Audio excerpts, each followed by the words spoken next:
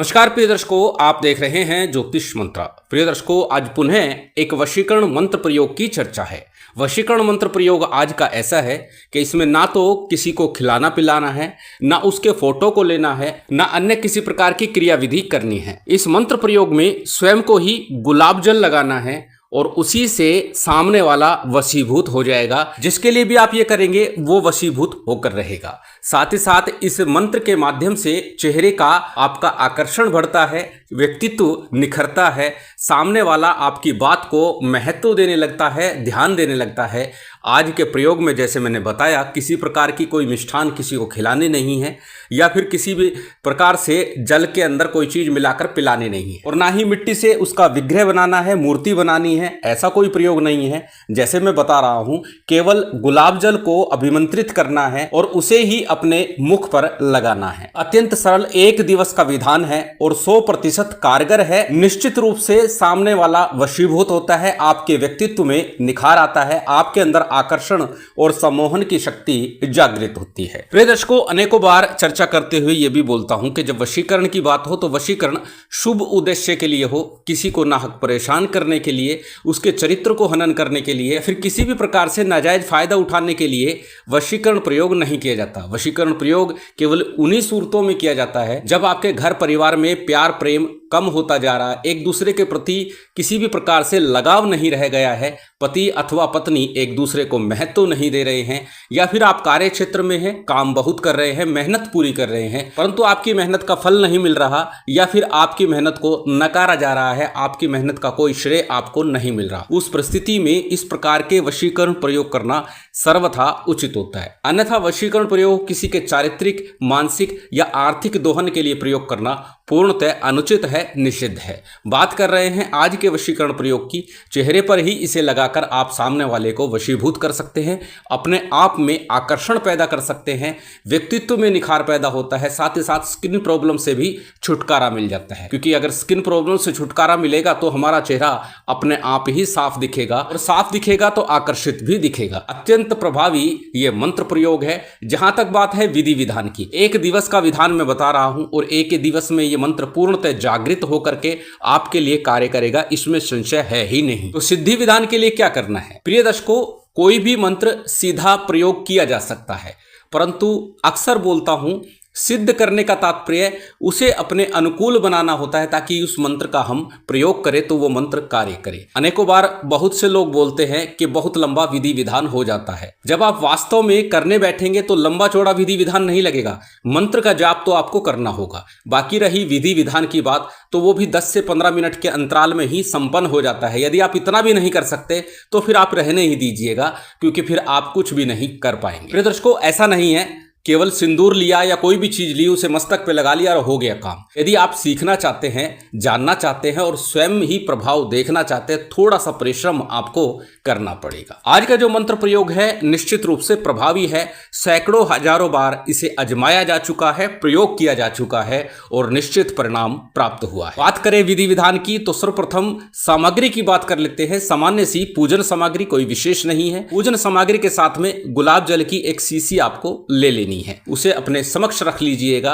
और फिर इस मंत्र का विधान कीजिएगा। मंत्र विधान के लिए किसी भी दिन से इसका विधान किया जा सकता है जिस दिन सिद्ध योग बन रहा हो, परंतु वशीकरण, आकर्षण, सम्मोहन की बात हो तो शुक्रवार का दिन सर्वोत्तम माना जाता है।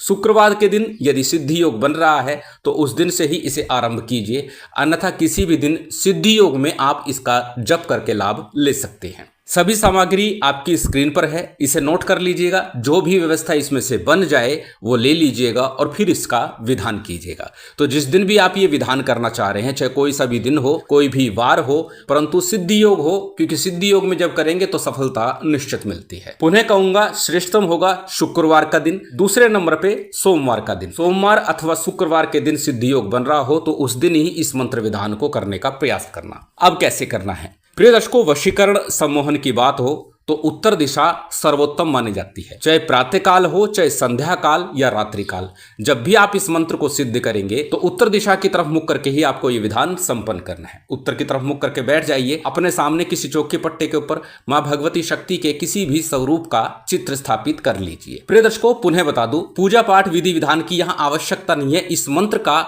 जप मात्र ही पर्याप्त है, परंतु थोड़ा सा विधि विधान अक्सर मैं बोलता हूं मन को एकाग्र करने के लिए, चित्त को शांत करने के लिए, ताकि हमारा मंत्र प्रयोग जो साधना हम कर रहे हैं वह पूर्णतः जागृत होकर सिद्ध होकर हमारा कार्य कर सके। इसलिए सामान्य सा पूजन विधान आरंभ में कर लिया जाए तो उत्तम होता है। अपने सामने किसी चौकी पट्टे के ऊपर पीले रंग का वस्त्र बिछा लीजिए। मां भगवती शक्ति के किसी भी स्वरूप का चित्र स्थापित कर लीजिए। कर्म साक्षी के रूप में घी का अथवा तिल तेल का एक दीप प्रज्वलित कर लीजिए। प्रातःकाल कर रहे हैं तो घी का दीपक जलाना सर्वोत्तम होता है। सबसे पहले थोड़ा शुद्धि आचमन, अपने ऊपर जल छिड़किए, सामग्री पर जल छिड़किए और फिर दीप प्रज्वलित कर लीजिए। दीप प्रज्वलित करने के बाद में आपको संकल्प लेना है। बिना संकल्प कार्य न विद्यते। संकल्प के बिना कोई भी कार्य पूर्ण नहीं होता, इसलिए संकल्प अनिवार्य रूप से लेना चाहिए जब भी आप कोई विधान कर रहे हैं। दाहिने हाथ में अक्षत पुष्प जल इत्यादि ले लीजिए। अपना नाम बोलिए, गोत्र बोलिए, उस दिन का तिथिवार नक्षत्र बोलिए और फिर अपनी कामना बोलिए कि सर्वजन वशीकरण हेतु मैं ये प्रयोग संपन्न कर रहा हूं। इस प्रकार आपने संकल्प लिया।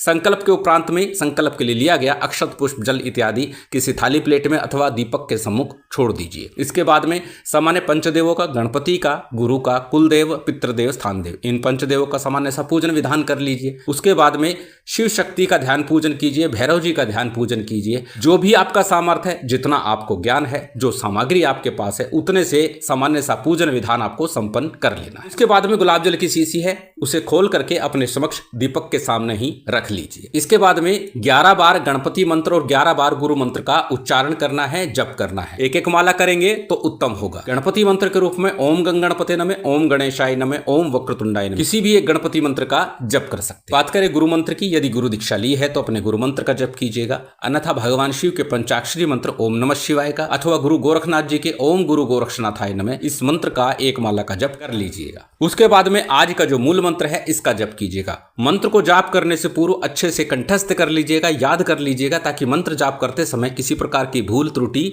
ना हो। मंत्र अत्यंत सरल है, आपकी स्क्रीन पर है, स्क्रीनशॉट ले सकते हैं, किसी कॉपी नोटबुक में नोट कर सकते हैं। मंत्र को एक बार बोल करके बता देता हूं। मंत्र इस प्रकार है, ओम वश्यमुखी राजमुखी स्वाहा, ओम वश्यमुखी राजमुखी स्वाहा।